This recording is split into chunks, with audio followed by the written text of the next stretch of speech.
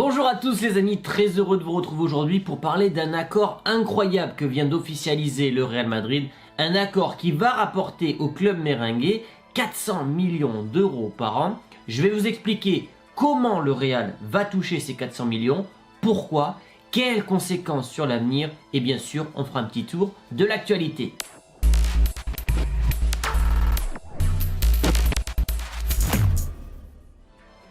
La vidéo est sponsorisée par OneFootball, l'application numéro 1 sur toute l'actualité du ballon rond, plus précisément ce qui nous intéresse nous, le Real Madrid, avec les classements, les résultats, les articles de l'actualité du Real Madrid et tout ça gratuitement avec le lien en description, mais également avec le QR code juste à côté de ma tête. Ce qui vient d'être confirmé, j'en avais déjà parlé en novembre 2021, mais ça risque de changer le futur du Real Madrid.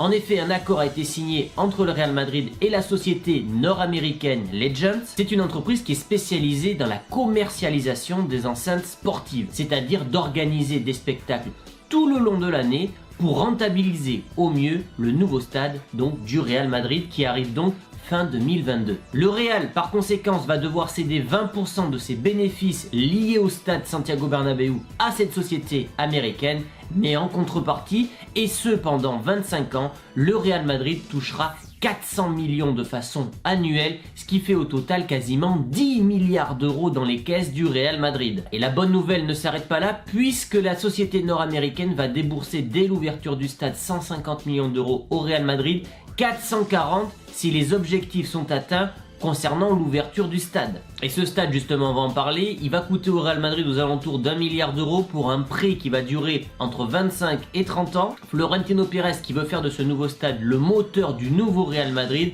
met donc tous les moyens de son côté pour que le Real passe à la vitesse supérieure. Le Real est estimé entre 3 et 4 milliards d'euros. Il veut que d'ici 2025, sa valeur est doublée. Donc les objectifs de Florentino Pérez, les objectifs du Real Madrid sont juste immenses. Et 400 millions d'euros par an, ça va changer considérablement l'avenir du Real Madrid puisque ce dernier va pouvoir clairement concurrencer les méga structures comme le PSG, comme Manchester City et comme Newcastle. Ces rentrées d'argent, ça peut aussi permettre clairement le recrutement d'Mbappé, mais également d'Haaland. On sait que ces deux joueurs coûtent une fortune, notamment en salaire, en prime à la signature, en sponsor, etc. Le Real Madrid est le club le plus attractif au monde pour les stars. Ajoutez à cela une manne financière quasiment illimitée avec cet accord, il n'y aura donc aucun souci, du moins financièrement, pour faire venir Haaland plus Mbappé.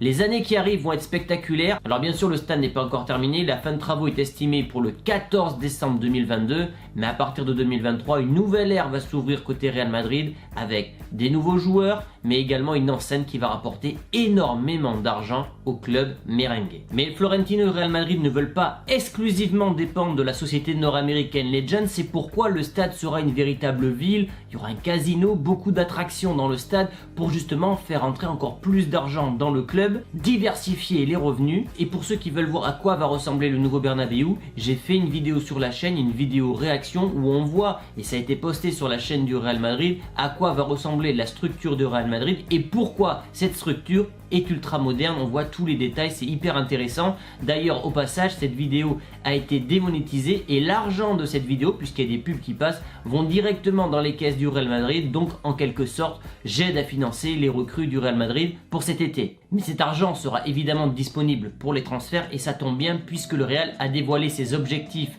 estivaux avec 4 recrues en ligne de mire.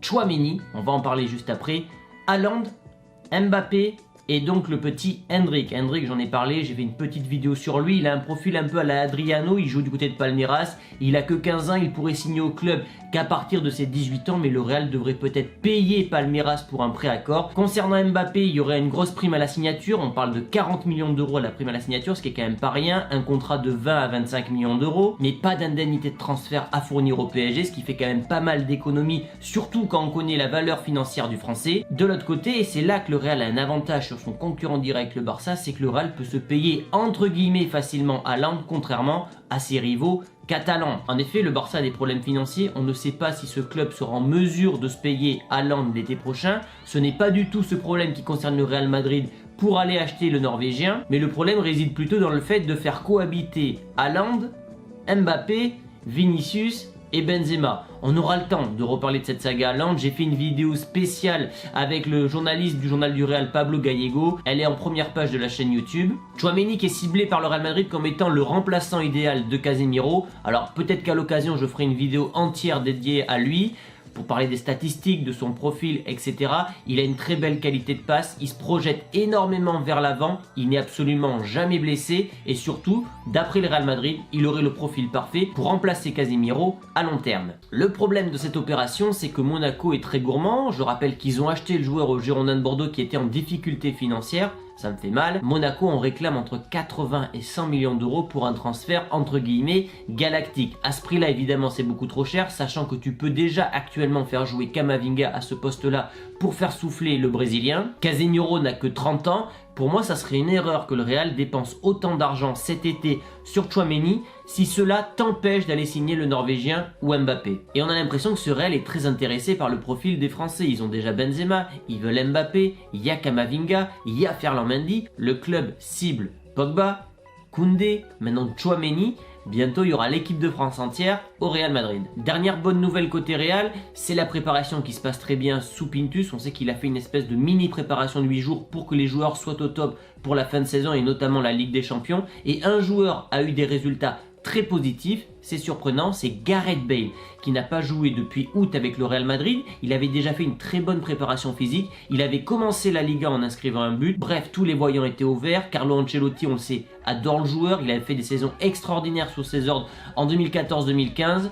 Alors on le sait, le joueur va quitter le Real Madrid, c'est acté. Ça me désole un peu parce que déjà c'est un joueur que j'aime bien, mais je pense qu'il avait vraiment quelque chose à apporter à ce Real Madrid cette saison. Malheureusement, une grave blessure est passée par là, ça a scellé son avenir au Real Madrid, mais je pense que pour cette fin de saison, notamment la Coupe du Roi, les remplacements en Ligue des Champions, je pense que Gareth Bale peut vraiment apporter une plus-value à ce Real Madrid par son jeu aérien, par sa profondeur et par sa qualité de frappe. J'espère qu'il finira de la meilleure manière possible son passage au Real Madrid, qui aura quand même été tumultueux avec des hauts et des bas. Mais s'il veut qu'on garde un excellent souvenir de lui malgré quelques frasques avec Zidane, je pense que cette fin de saison est très importante pour lui. D'ailleurs, on parle peut-être d'une fin de carrière à la fin de saison.